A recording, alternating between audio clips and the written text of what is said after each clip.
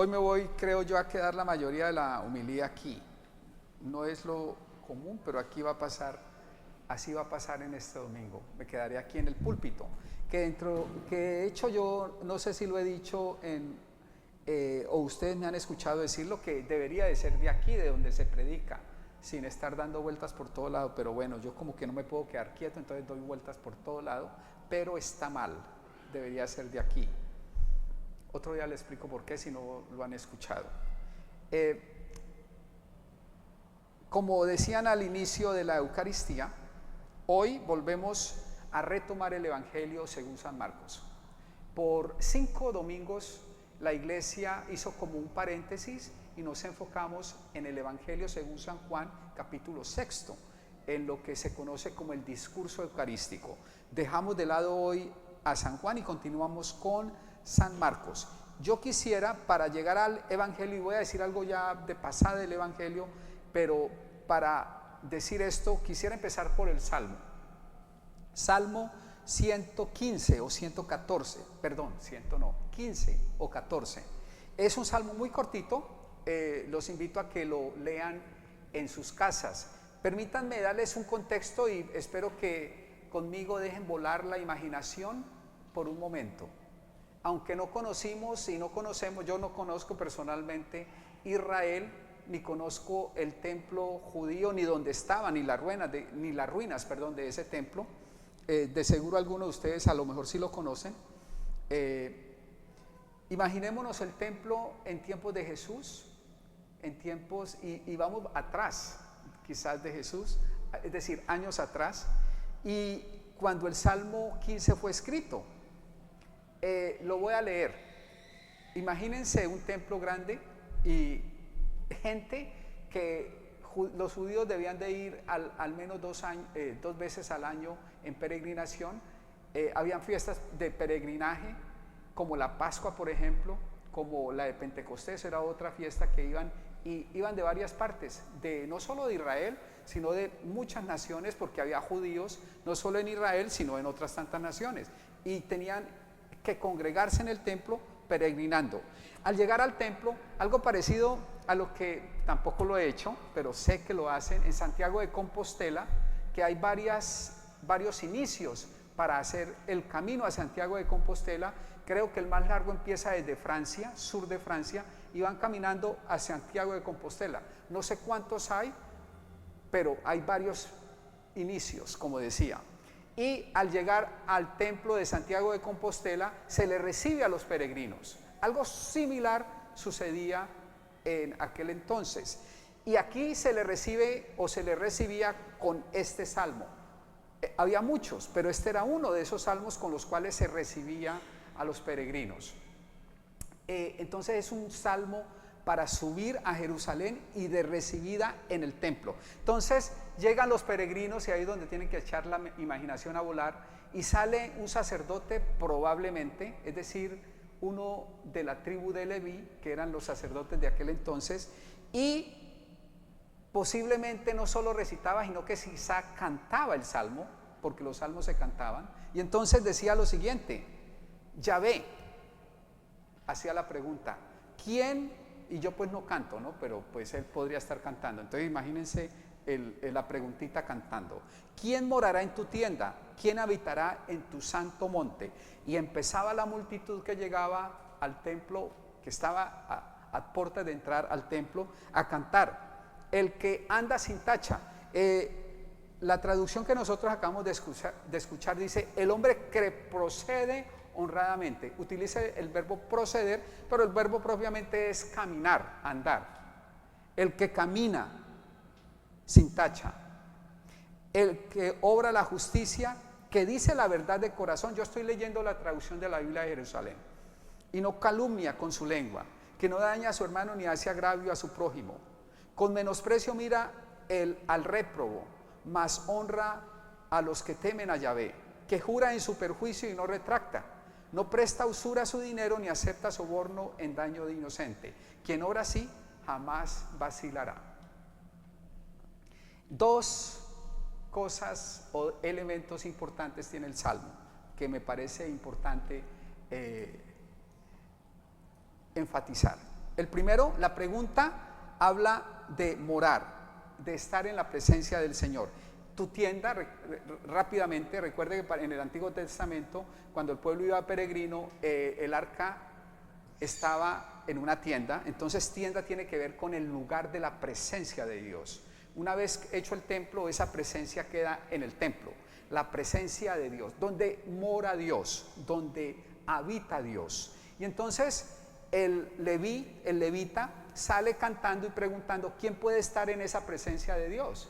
¿Quién puede participar de la presencia de Dios? ¿Quién puede morar, si se quiere, con Dios? Y los peregrinos responden: ¿quiénes? Más que quiénes, ¿cómo?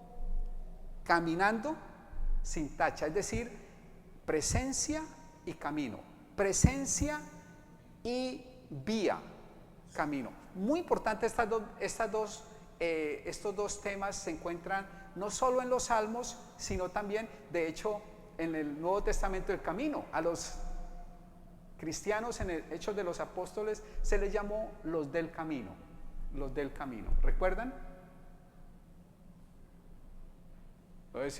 Ok, sí, recuerdan, todos recordaron. Los del camino en Hechos de los Apóstoles. El camino tiene una rica teología y espiritualidad en la Biblia. Y por tanto el caminar también. Para llegar a la presencia del Señor hay que recorrer un camino. Todo lo que tiene que ver con peregrinación tiene que verse desde esa perspectiva. Hay que recorrer un camino para llegar a la presencia de Dios. Recuerden, y les repito, en los Salmos y en el Antiguo Testamento, y aún en el Nuevo Testamento, esa perspectiva se ve claramente, el camino. Ahora bien, ¿cómo hay que recorrer ese camino? El Salmo lo dice, pero creo yo que de manera mucho más explícita, la primera lectura nos da los componentes necesarios para caminar o para recorrer el camino. Paso entonces a la primera lectura. El Salmo solo me ayudaba para estos dos elementos fundamentales que descubro yo que hay que tener en cuenta. Ahora bien, ¿cuáles son los componentes de ese caminar? Del judío, evidentemente, porque estamos en el Antiguo Testamento, del judío devoto, diría yo, piadoso. Voy a leer a la carrera, porque yo hablo rápido, partes de la primera lectura. Ahora, antes, estamos en el capítulo 4 del libro del Deuteronomio. Moisés está dando una especie de sermones al pueblo de Israel para entrar a la tierra prometida, o antes de entrar a la tierra prometida. Y entonces, porque recuerden que Moisés no entró a la tierra prometida, también sabían eso, sí recordaban, ¿no? Todos sabían, muy bien. Él no entró a la tierra prometida. Entonces Moisés está preparando al pueblo para la entrada a la tierra prometida y les está haciendo como unos sermones, dicen los expertos en Biblia, en Deuteronomio. Luego va a empezar a desarrollar lo que aquí empieza a decir. ¿Qué dice? Voy a repetirlo. Ahora, Israel, escucha los mandatos y preceptos. Dos cosas, mandatos y preceptos,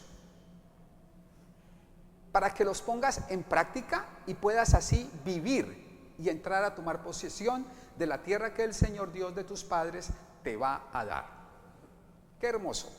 Preceptos y mandatos. Al final del texto que hemos leído y escuchado, dice, voy a leer la frase que es una pregunta: ¿cuál es la gran nación cuyos mandatos y preceptos, vuelve y juega, mandatos y preceptos, sean tan justos como toda esta ley que ahora les da? Si ustedes van al hebreo, eso que se traduce por ley dice Torah, la Torah.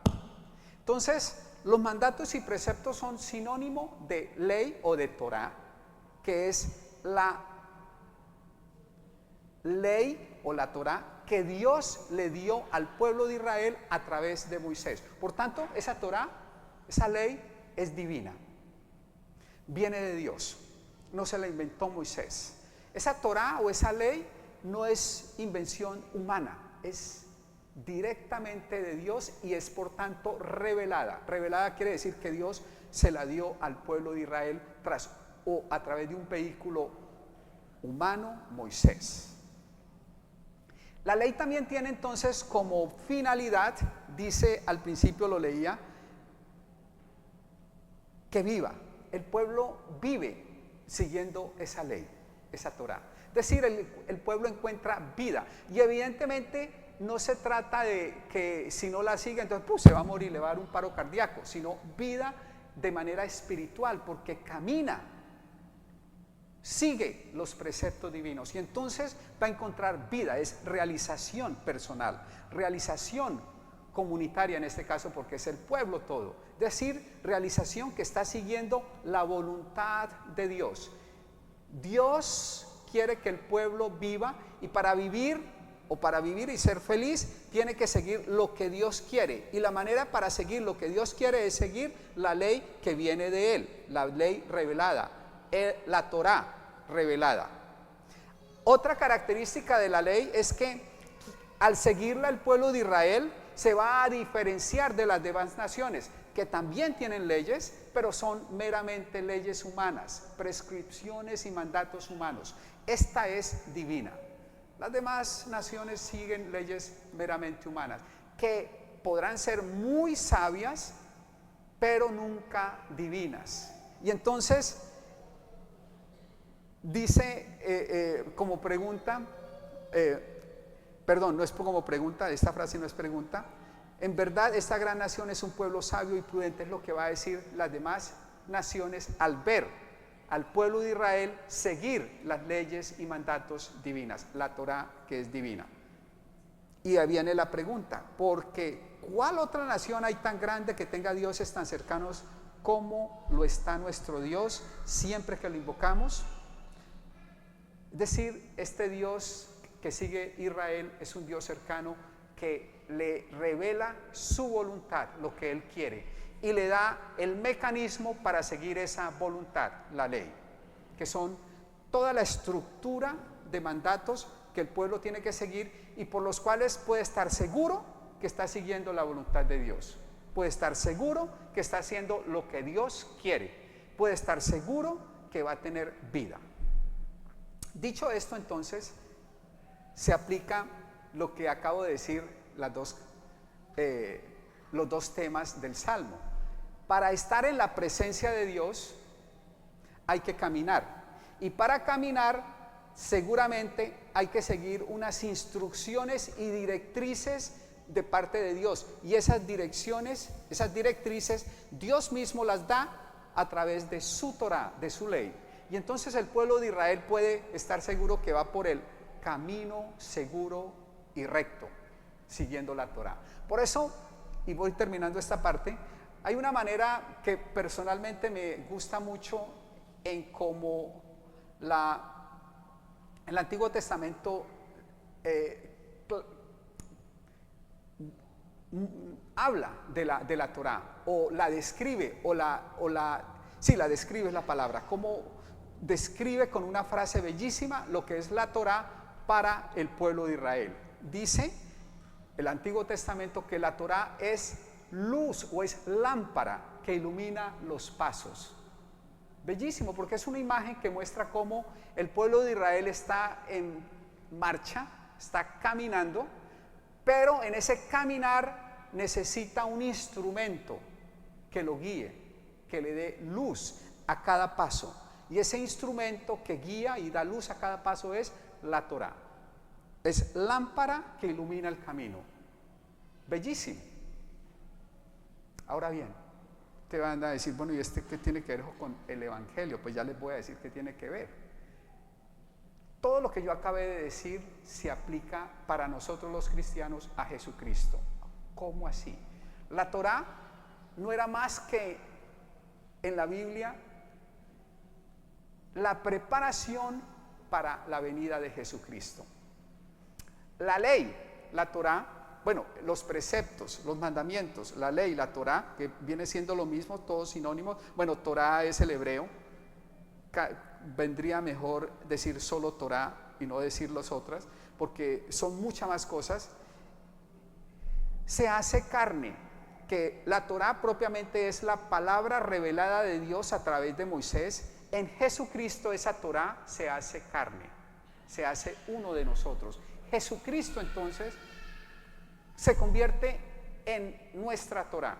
Nosotros no somos judíos porque no seguimos esa Torá, somos cristianos porque creemos que la revelación de Dios llega a su culmen, es decir, como que fue subiendo y llegó a su culmen en Jesucristo. Y la ley, lo que era la ley para los judíos, para nosotros es Jesucristo. Entonces Jesucristo, por eso el Evangelio de San Juan lo dice de manera hermosa, es luz, luz del mundo. Para el judío la Torá era lámpara que ilumina los caminos. Para nosotros es Jesucristo. Jesucristo es la luz del mundo, es la lámpara que ilumina nuestro caminar. Si para el judío, y si nosotros somos los del camino, como se dice en Hechos de los Apóstoles, que ustedes recordaron todos, como se le decía a los cristianos en Hechos de los Apóstoles, si nosotros somos los del camino, es decir, somos personas que estamos en un camino, y ese caminar cristiano lo ilumina Jesucristo. Es la brújula, es el GPS, es quien muestra para dónde y hacia dónde y cuándo dónde y cómo dónde y todo dónde. Es el que dice para dónde va el caminar del cristiano. Es el que muestra lo que hay que caminar. Es el que muestra cómo hay que caminar para llegar a la presencia de Dios. Y ya llegué al Evangelio. Todo suena muy bonito y hasta ahora todo era bellísimo. Digo yo lo que yo acabé de decir. Si no era bellísimo, a lo mejor es porque mis palabras no lo hicieron bellísimo, pero en sí es bellísimo. Yo lo pude haber hecho feísimo por mis palabras, pero en sí es bellísimo. En ese sentido es que hablo que es bellísimo. Alguien está por ahí diciendo que voz tan fea y maluca, intentando decir cosas tan bellísimas. Mea culpa. Bellísimo. Hay un problemita.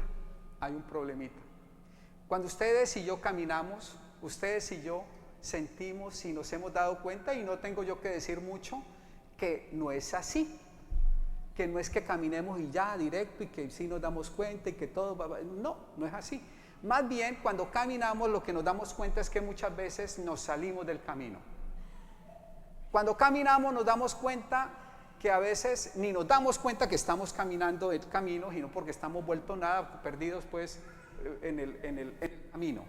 ¿Para dónde cojo ahora? ¿Por dónde voy? ¿Qué hago? ¿Cómo lo hago? Es decir, hay una especie de confusión en el caminar. Hay un enemigo que nos hace ir fuera del camino, perdernos en nuestro caminar. ¿Y sabe lo interesante? Que según San Marcos, ese enemigo no está por fuera, sino dentro, bien dentro. Voy a leer la frase. Escúchenme todos y entiéndanme. Ahora les digo yo con San Marcos, escúchenme todos y entiéndanme. O mejor dicho, escuchen a Jesucristo y entiendan a Jesucristo lo que dijo en el Evangelio, porque no soy yo, es Él. Nada que entre de fuera puede manchar al hombre, no está por fuera. Lo que sí lo mancha es lo que sale de dentro, porque del corazón, de ahí es donde sale, el corazón del hombre. La traducción es intenciones malas. El griego dice más bien pensamientos malvados o malos. La palabra griega tiene que ver más con pensamientos que con intenciones. No digo que no es lo mismo, digo es que esa es la palabra griega, un pensamiento malo. Entonces, San Marcos está diciendo que el corazón suyo, de cada quien, de ustedes y el mío, está intrínsecamente, es decir, dentro. Corazón no es este músculo que bombea sangre. En el Evangelio, corazón, y en la Biblia no significa el músculo que bombea sangre. Pa, pa, pa, pa. No, el corazón es el lugar donde se encuentra, y por eso mejor la traducción es pensamiento, donde se encuentra el pensamiento y la decisión. Es decir, la voluntad. Es el pensamiento y la voluntad. Es donde el ser humano empieza a racionar o racionalizar, y en donde el ser humano decide una u otra cosa. Eso es corazón. Entonces está más aquí en la cabeza que aquí. Bueno, los neurólogos o otros dirán que eso está también aquí en el estómago. Yo no sé, pero es donde se piensa y donde se decide. Entonces, ese lugar que razona, y ese lugar que decide en el corazón, tiene una enfermedad que lo hace que cada que razone y cada que decida haya una intención mala. Terrible, ¿no? Cada que ustedes y yo razonamos, cada que ustedes y yo decidimos por San Marcos, ¿ok? Es San Marcos. Esa racionalización, esa razón y esa decisión viene ya con una enfermedad malévola. Y allí es donde empieza todo, que es enemiga. Ese es el enemigo del camino que lleva a Dios. Y entonces el enemigo número uno de Dios no está por fuera, está dentro de cada uno de nosotros, en el corazón. Nosotros ya en la tradición católica le llamamos pecado original, que en el catecismo de la Iglesia Católica lo define algo como la corrupción del ser humano, es decir, el corazón del ser humano está corrupto, tiene una corrupción, está dañado, es una intención mala, y eso es el pecado original. Nosotros lo definimos así en teología cristiana católica. Y entonces San Marcos está diciendo eso. Muy bien, mis hermanos, entonces el evangelio de hoy y la lectura de hoy nos están diciendo que necesitamos todos, y ahora sí me voy de aquí, todos necesitamos entonces de la ayuda de Dios para que esa intención mala, como dice esta traducción, cambie y podamos caminar en los caminos del Señor, podamos seguir el camino del Señor, para que esos pensamientos y esas decisiones malas que están allí en nuestro corazón cambien con la ayuda de Dios. Pongámonos de pie y profesemos nuestra fe.